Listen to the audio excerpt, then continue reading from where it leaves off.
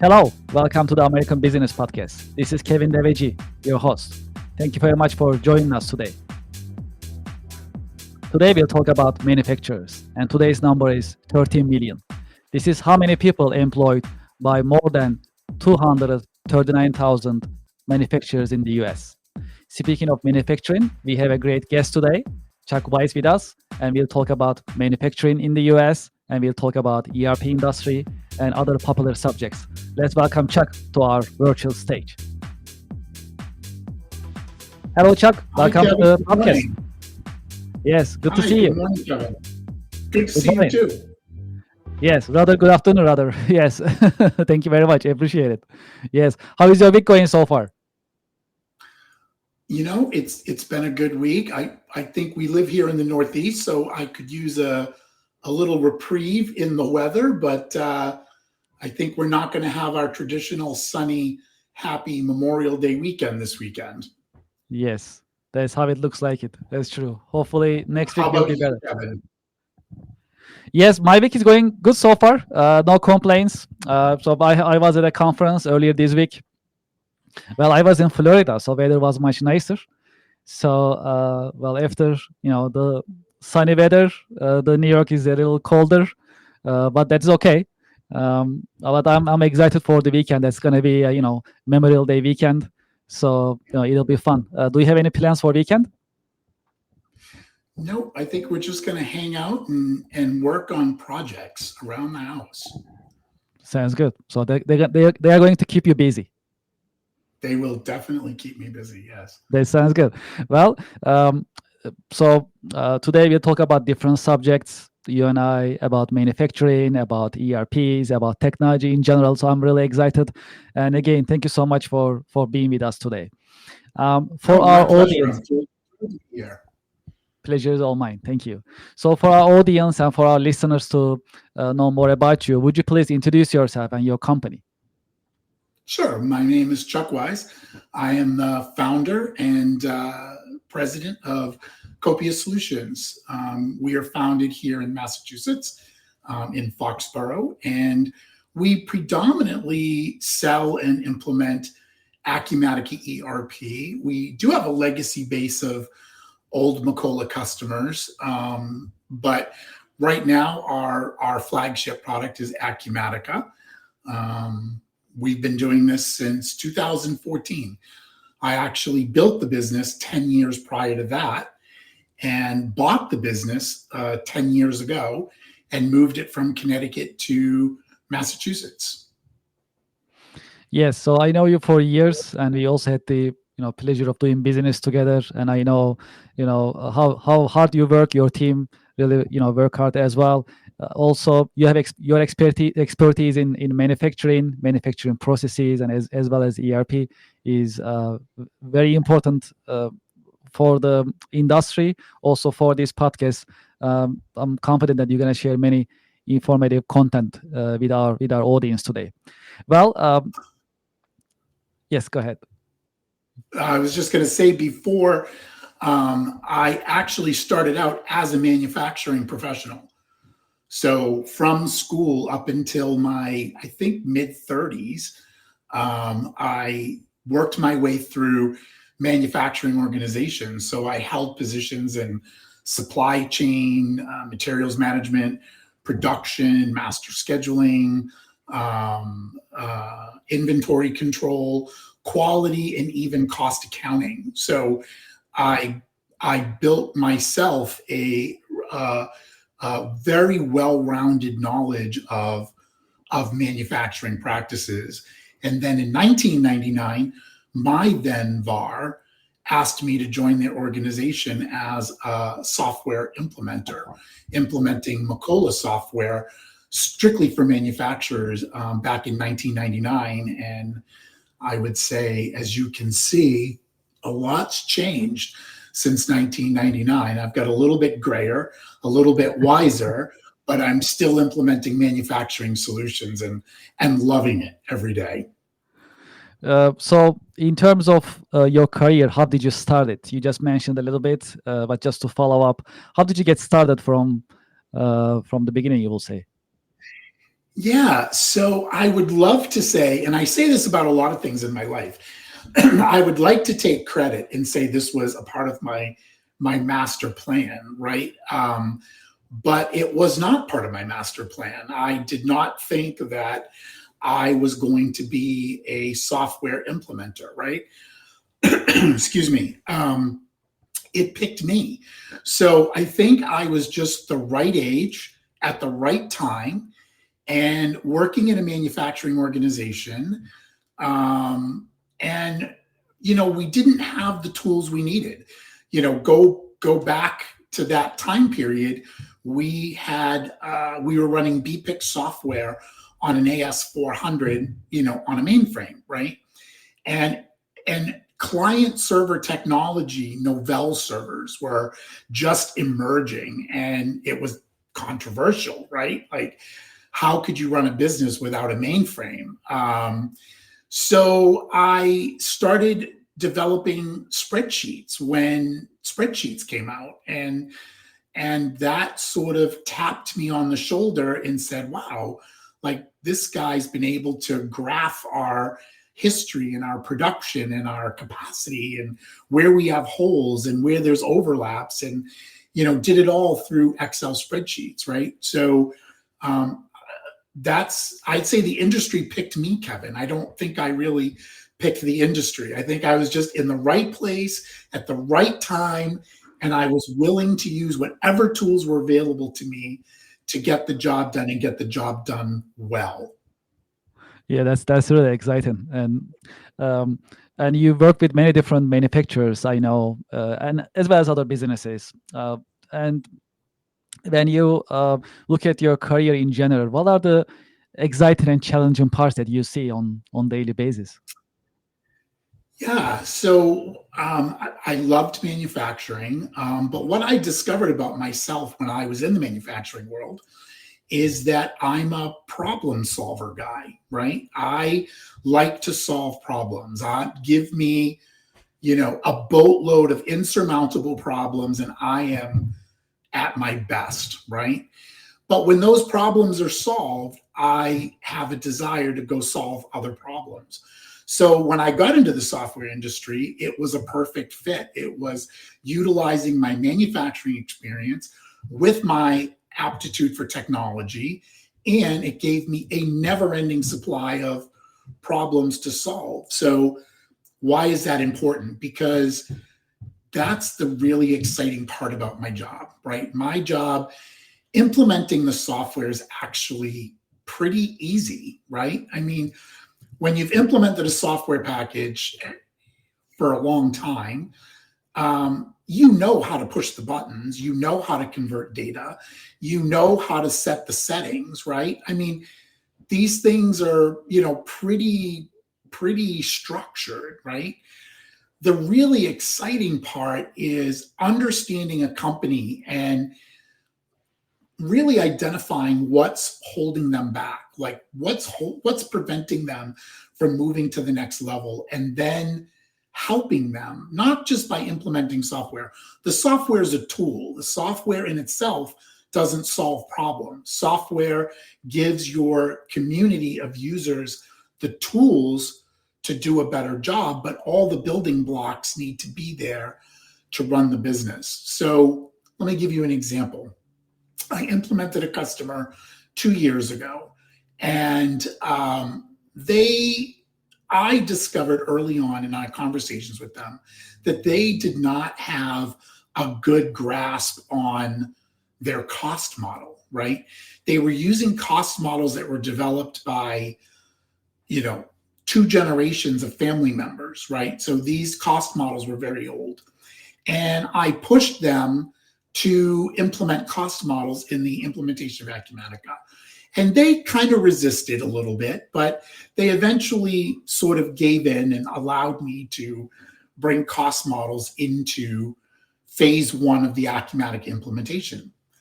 Well, just 2 weeks ago, I had a conversation. The owner of the business called me to talk about various things. But in that conversation, he said, Chuck, we discovered by having actual manufacturing cost data that we had several product lines that we were literally wrapping $10 bills around every time we shipped one out the door. And Acumatica, and more importantly, the implementation, brought the tools to us to allow us to see this. And of course, they made all the necessary changes, whether that is to not market those products as heavily or to increase prices where necessary. And they are in a better financial position now than they've been in years.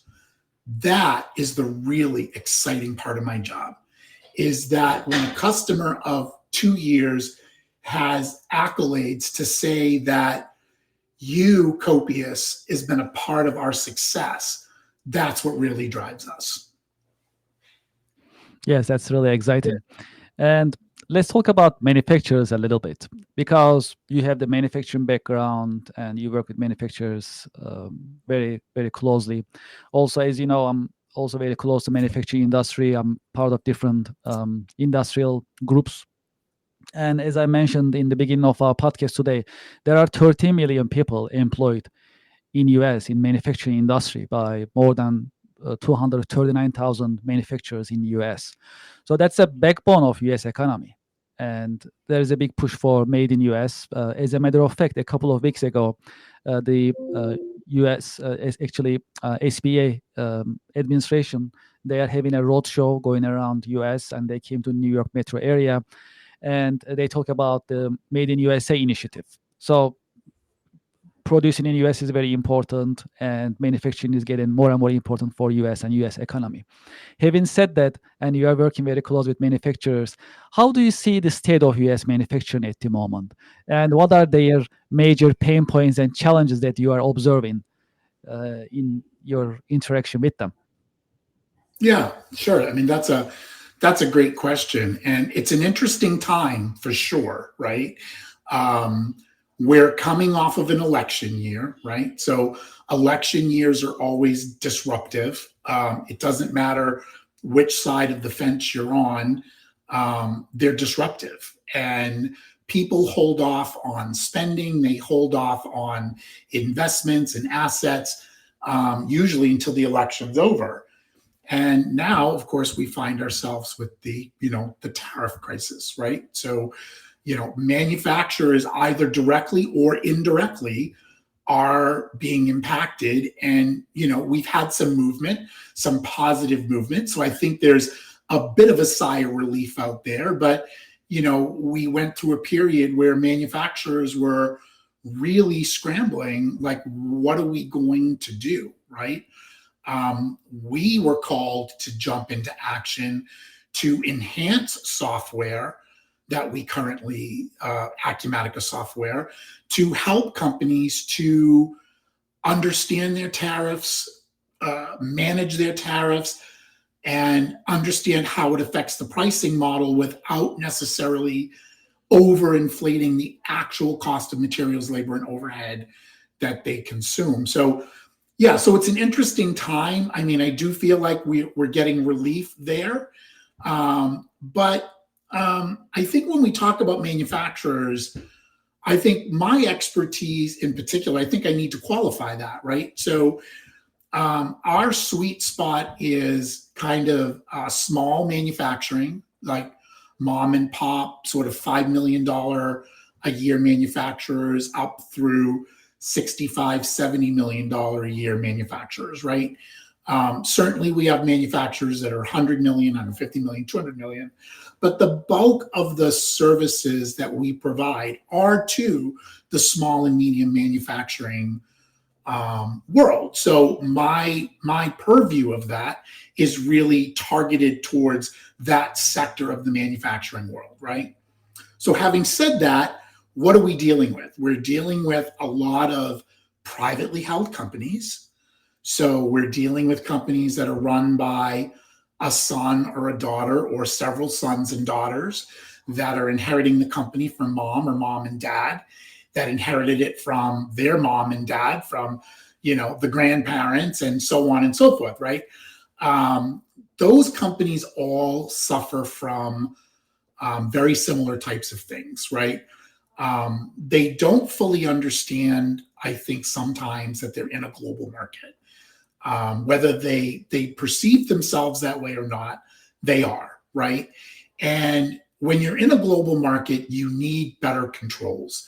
You need to be able to produce high quality products with quick turnaround times without breaking the bank. I mean, we all know manufacturing, right? It would be great. Manufacturers could build anything if you let them have a never ending sea of inventory, right? So if we just keep buying inventory and put it on the shelf, we can pretty much build anything. But that's not reality. Cash is always king in every company, right? So it's finding that balance and being able to control the supply chain, have reduced lead times, or at least competitive lead times, competitive prices, and understanding your market.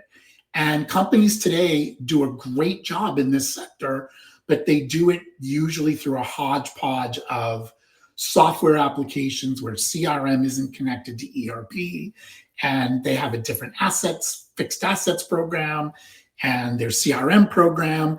And then you layer all of that with more spreadsheets than anybody could ever count, right? The other major problem that we have, especially when capacity becomes a problem, is a lot of mid-market ERP applications are lacking in really strong, multifaceted scheduling tools. So that is an area where I think a lot of manufacturers at almost every level suffer with really good capacity scheduling, because let's say some things like costs are variable, but costs tend to move up and down, right? In more of a slope than a spike, right? Sometimes we have spikes like with steel prices and things like that, but most of the time costs generally move in a bit of a wave, right? But capacity, and again, any of us that have been in the manufacturing world know that there are 1,000 things that can go wrong every single day. And every one of those True. things has a downstream impact on capacity. It doesn't go away. You can't create capacity. You can pay overtime and increase your cost model, but lost hours are lost hours, never to be regained, right? So you need the tools to be able to constantly reshuffle the deck almost live on an hourly or daily basis to stay ahead of what's going on. So those are just some of the things that I think we find with manufacturers today, Kevin. Yeah, these are great insights. Thank you very much for sharing.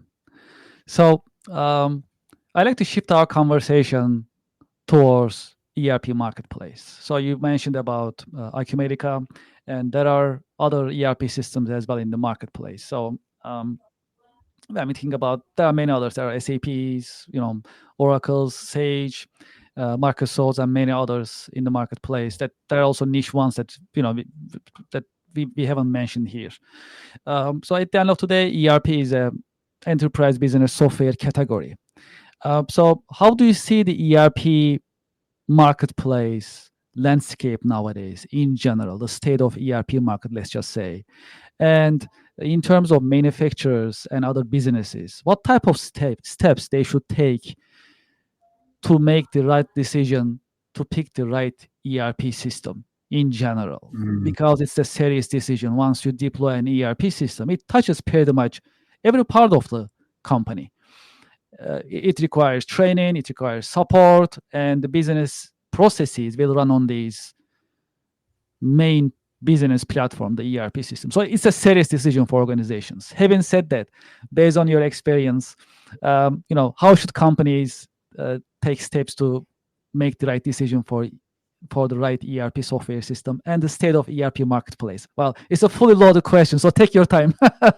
It is a fully loaded question, but it's a great question. It's difficult, Kevin. Our industry, our ERP industry, is a very difficult industry. We are lacking in tools to connect companies, in this case manufacturers, right, with really good manufacturing partners, right? There is not a good tool out there to really do that. Okay. What happens is a company comes to the realization that their hodgepodge system is not working and it's limiting their growth. It's either causing problems where their customer service levels are getting dinged because of poor quality, bad lead times, poor customer service. So they know they need to do something to grow, but they're afraid. They're afraid because they hear horror stories. And those horror stories are real. I would love to say they're not real. The second problem in our industry is that when you reach out to any of these sort of sites there's tons of sites out there that will say, we need to, we'll help you find the best software. We'll give you the information. And then the floodgates open. Your name goes to 18 people and your phone starts ringing off the wall, right?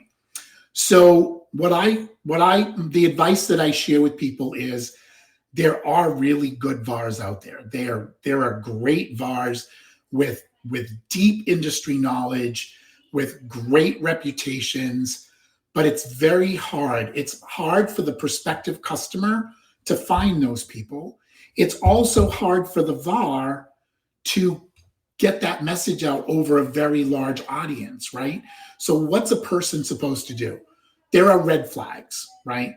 So when you're talking, let's say you've narrowed down 3 ERP systems you want to talk to, right? Because you've read good reviews online, you think they might be a fit for your business. Red flags. If you're not getting, if the VAR that you're talking to is not uber responsive to your requests, whether those requests are verbal or email, run, because it doesn't get better from there. That's their company putting their best foot forward. And if their best foot forward is not responsive to your needs, it does not get better in an implementation, right? That's a huge red flag. Then you go through the evaluation process. I think the evaluation process goes generally pretty well. You have well-qualified people in the room and people that know the business usually, and they're able to ascertain whether this product will or will not, meet their needs. The question is this the right company? Is it the right VAR? Am I going to get everything that I need from this person, right? So then you get to references, right? Well, if you ask me, references are a waste of time because everybody's going to give you their 3 best references. Nobody's going to give you a bad reference, right?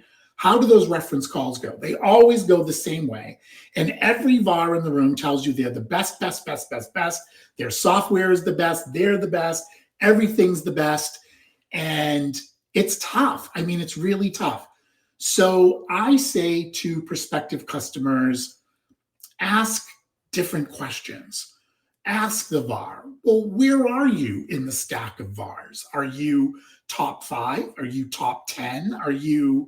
Have you won any awards? What awards have you won, right? So this year, Copious won the Acumatica Customer Success Award for 2025. That's huge. Congratulations. Thank you so much. That's based on how our customers rated our service, right? So we're number 1. That's incredible. I told my entire team, we were honored just to find out we were one of the 3 nominated VARs.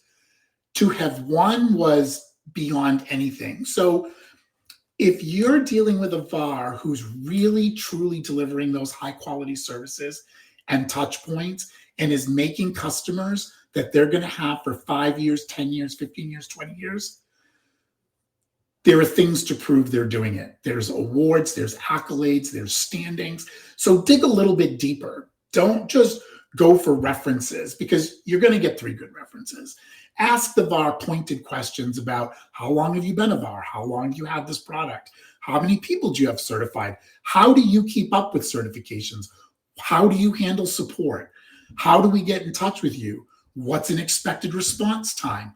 What if there's an emergency? These are questions that I'm almost never asked in a sales cycle, Kevin. And these are the things that customers should be asking. Because honestly, today with the internet and AI coming into our lives, you can do so much research on your own, right? My role has shifted dramatically over the last 5 to 10 years. So I hope that answered your question. Yes, absolutely.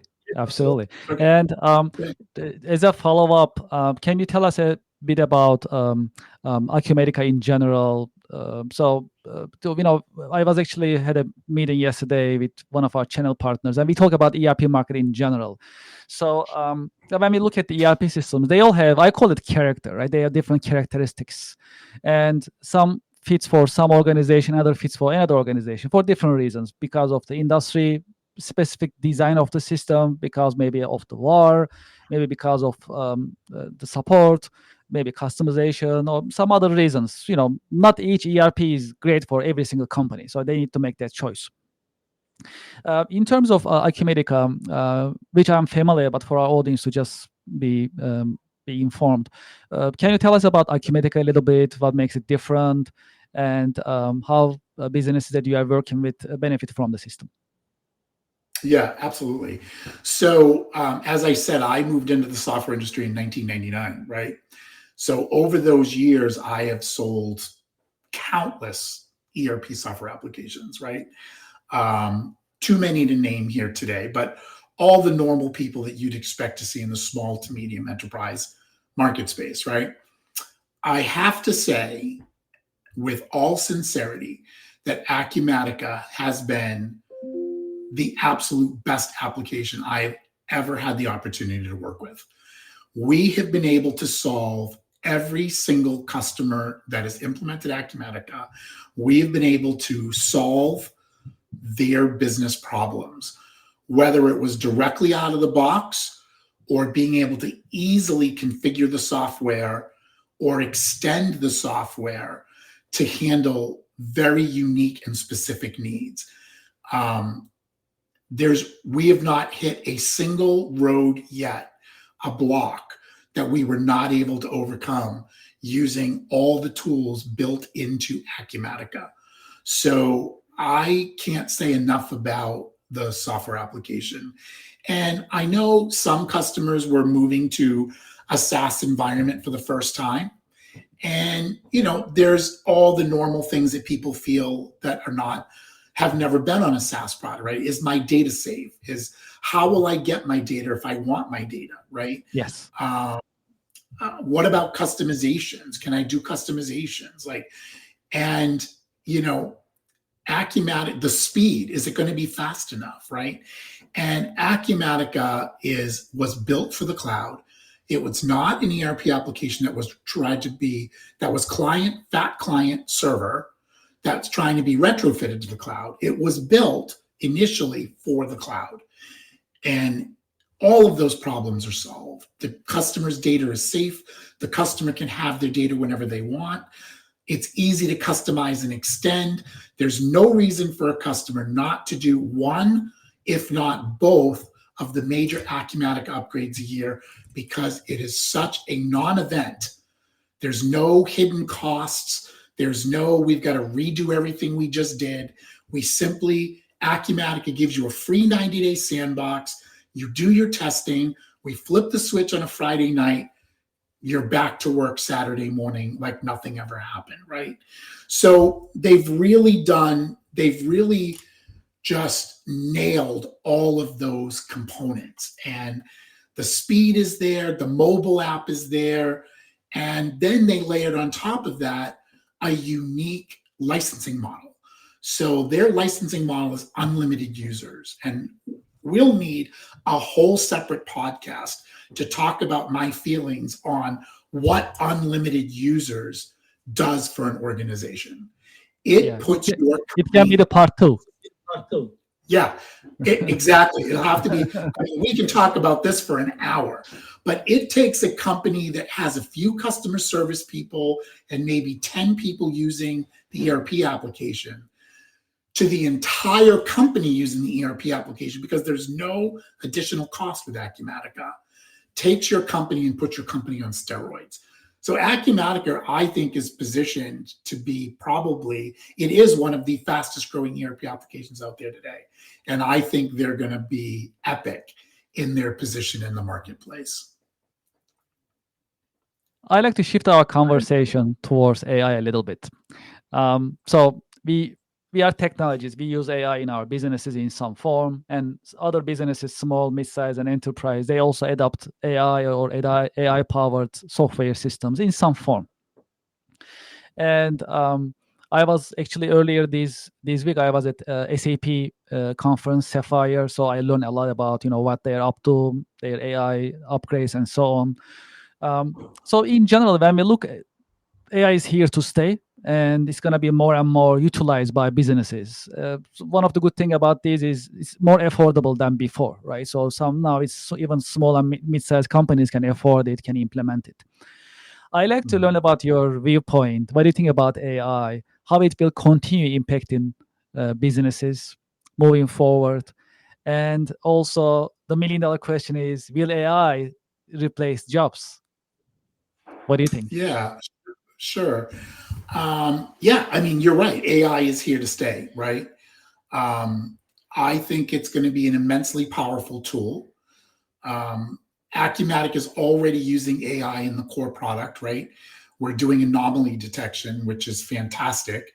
It's capable of analyzing your transactions and flagging transactions that are falling outside of your normal pattern or normal trend, right?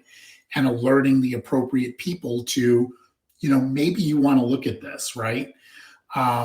That's just its sort of entry point into the ERP market space. I think AI is going to be hugely beneficial to ERP users because generally you're working in a closed database, right? So you're working in your database, right?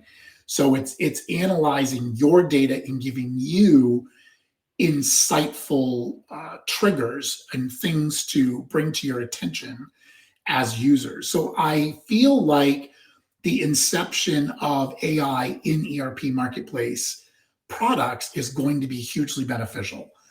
In the general sense, outside of the ERP marketplace, there are a lot of downsides to AI, right? And I think that we, as a community, we have to try to grow quickly because the technology has arrived before the cadence, right? So, now AI can, with just a short voicemail from me to you, Kevin, AI can copy my voice and you can have me say anything you want me to say, right? So with the introduction of AI, you can't now necessarily believe what you hear. You can't necessarily believe what you see. So how are we going to start authenticating what we see and hear, right? And that's what I mean by, I think, the cadence of and the authority and the guidance around being able to tell the difference is dangerous in the civilian world. But I don't feel that that's dangerous in the ERP world because, as I said, what AI you're using it within your own data set, right? You're not sharing your data to the outside world. You're not necessarily bringing data in. So I think it's really safe. I think that in the very short future, hopefully in the next 5 to 10 years, we have the introduction of, Apple Vision Pro and other non-Apple related products, which are bringing in that virtual spatial computing software, right? So my hope, being the manufacturing and the kind of the software geek that I am, I'm hoping to see a day where spatial computing and AI come together and, going to work in a manufacturer now starts to look more like an episode of CSI, where you can just throw documents up in the virtual air and AI can compare documents and time frames and buying trends and price trends. And you're doing all of this, virtually in front of you instead of sitting in front of a computer, right? So just the other day, I was in Boston in Copley, and I saw a man walking through Copley with an Apple Vision Pro on his head, right? And I thought, Wow. oh wow, Yeah. that's the Coming up. beginning Yeah. of something, right? So yeah, so that's kind of my take on AI. Mhm. I don't think it's overly dangerous in the ERP market space. I think it's going to Mhm. be hugely helpful, and I, for one, do not believe that it's going to replace jobs. I think in most manufacturing facilities, you have people that are very knowledgeable, that know the business, that have been around for a very long time, and they're probably doing mundane tasks that are not they're needed, they're necessary today, but we could use them in a much better way, right? So I think we're going to be able to repurpose people and their knowledge and their experience to make us better, faster than we are today.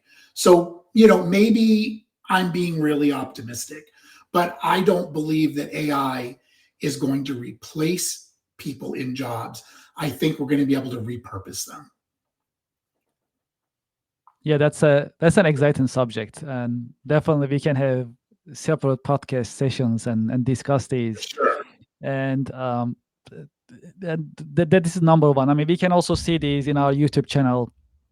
We see what subjects are really popular, what our viewers are watching and listening, and AI is definitely number one. That's for sure. Followed by some other business subjects, but it is because it's evolving and new things are happening pretty much daily basis, and we keep learning. Even for us as technologists and enterprise business professionals, we keep learning different things constantly because that's the change that we are in terms of technology. Even in our standards, AI is pretty quick in terms of the change that it has in it, and helps us learn more and stay up to date. I'd like to talk more about your professional career, if I may. You have decades Sure. of professional experience, and I'm glad that you are sharing your insights about enterprise software industry as well as AI. What about yourself? Do you have any role models? Have you had any role models that you can share with our audience during your career journey? Oh, for sure. I can talk about role models in general, right?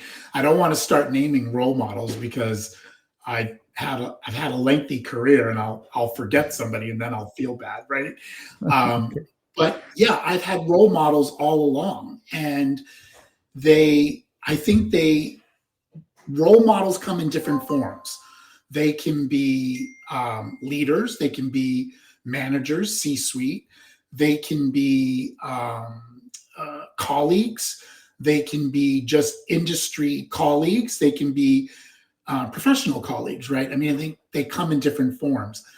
What I've noticed about mentors and role models is that they're very easy to come by in your early part of your career when you're starting out and you're working in an organization and you report to somebody, and it's easier to find role models, right?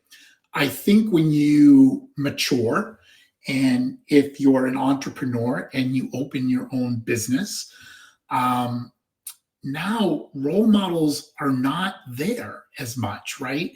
Now you have to make a concerted effort to really find those role models. So for me, role models today are generally other industry experts that I think have like done a great job at maybe marketing, or they do an excellent job at customer service, customer care. And these are people that I like to connect with, and they become my role models, right? Because it's just good to sound ideas and hear how other people approach problems, right? I'm all about the team, right? Yeah, I have good ideas too, right? But I'm not the only person on the team with good ideas. And extending your team outside of your organization is a great way to find role models and people that you admire. And it's being honest with yourself, right? It's as a business leader, it's being able to say, okay, we're doing this well, we're doing this well, we're doing this well. This, guys, maybe we could be doing a little bit better. And then finding people who do that part of business very well. And don't be afraid to ask. Don't be afraid to say, hey, we're struggling a little bit in this area, and I would like to get better. Can you share with me how you got to the level where you're at today? So I think that's my take on role models for sure. Yes, appreciate it. How about some lessons learned during your career, that you gain decades of experience, and during this career journey, can you share about some lessons learned with us that you always keep it in mind, that you learned during your career journey, that you can share with our audience? Oh, yeah, for sure. There's been so many lessons along the way, right? I mean, the what I learned in my 20s, what I learned in my 30s, my 40s, my 50s, and we're clock still ticking. Yeah, it changes, right? So I'm a type A person, right? Very aggressive, type A, very driven. And I think in the younger parts of my career, I hadn't developed volume control, right? Like every challenge was like a challenge I wanted to win, right? And I wasn't able to, as a young pup, I don't think I was really able to pick the hills I wanted to die on, right? So I had mentors along the way that helped me see that you don't have to win every battle in business, right? Pick those battles. And the second big thing that I personally had to learn over my career, that now I'm proud to say I'm very good at, is when it's appropriate, listen, right? Develop your listening skills, right? And to have listening skills, you need to have confidence, right? Because if you don't have confidence, you keep trying to interject into conversations, because I think you're trying to prove something, right? But when you are able to develop the confidence in yourself and the confidence in your abilities, then that opens up a world of listening where you can sit quietly and listen and ask questions and take in the response. And in my job, in my career of helping to transform businesses using technology, listening is the very first and most important skill that I'll use. But I was not born with that skill. I was not born with the knowledge of knowing which hills to die on, which having volume control. And so it's time, experience, and mentorship that has taught me all of those skills. Yes, how important, how critical. um, Chuck, what are the biggest passions and interests that you have outside of work? Oh, well, you can see a little piece of it on the wall behind me. I have hats. So my family is number one, of course. I'm a big family guy. Love to Mhm. spend time with family and friends, and experience life together, right? No matter what you do in the world, whatever you're trying to achieve for yourself, and achievement is not monetary. Achievement can be many, many things, but whatever your achievement is, if you can't share it with people in your life, what is the point, right? You want to be able to share everything with the people in your life. So family's number one, but my family will tell you that I have an accessories problem. So it's hats, it's sunglasses, it's shoes, it's wallets, it's watches, it's cars. I collect classic cars. That's a big passion of mine. And as of late, over the last year, I'm working on my private pilot's license. So I'm on my way to being a pilot. So that's Exciting. a huge passion of mine later in life, right? I mean, when I tell people, they're like, why? Why?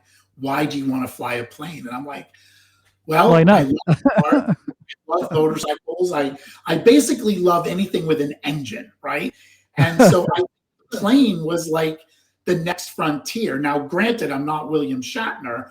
I'm not going to Mars with Elon Musk, but I will take to the skies at something less than probably 10 or 12,000 feet above mean sea level. So those are kind of my passions, Kevin. They are what they are. Yes, yes, these are.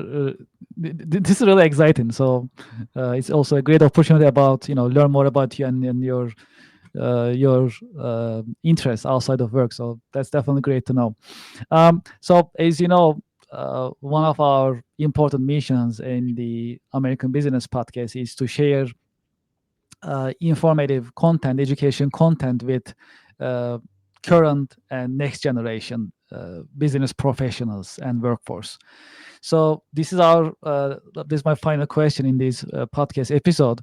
Do you have any career advice for the next generation as well as current generation? Of course, for those who like to be getting into the enterprise software industry as a career path. Yeah, I do actually. People ask me this all the time, actually. Actually, we had a young gentleman at the house this morning, and he said, "What do you do?" And I said, "Well, I guess I do software." Yeah, it is an interesting field. It's a great field. It's a rewarding field, for sure. And I may be a little bit sort of prejudiced because of how I started.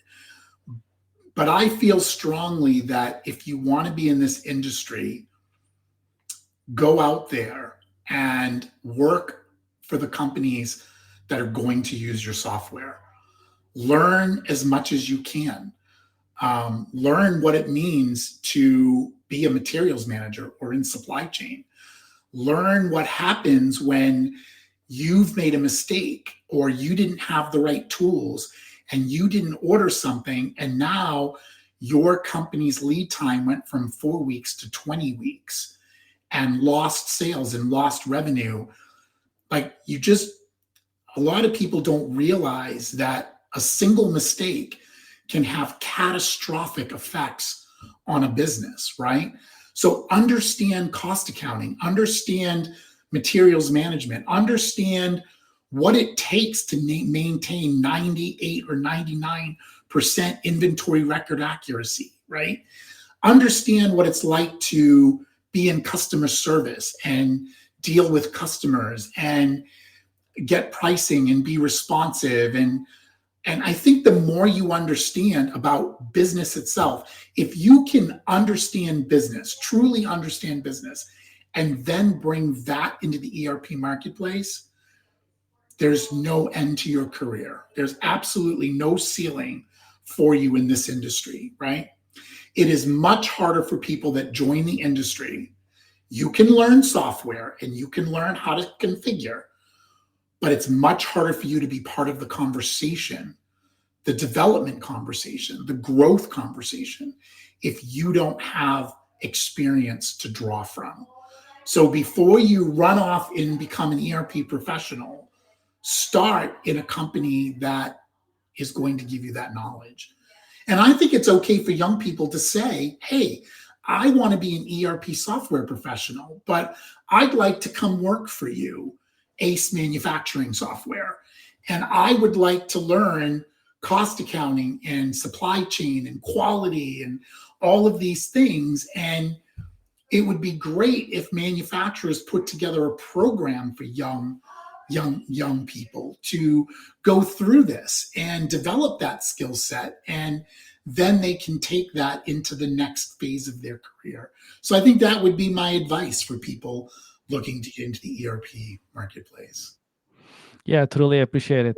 Yes, actually, in previous episodes, we also talk about internships and apprenticeship programs and getting into businesses as an intern and get to know the business, the industry, as well as their challenges and pain points and weakness and experience, I mean, firsthand and learn about it. So, internships, what do you think about internship programs in general?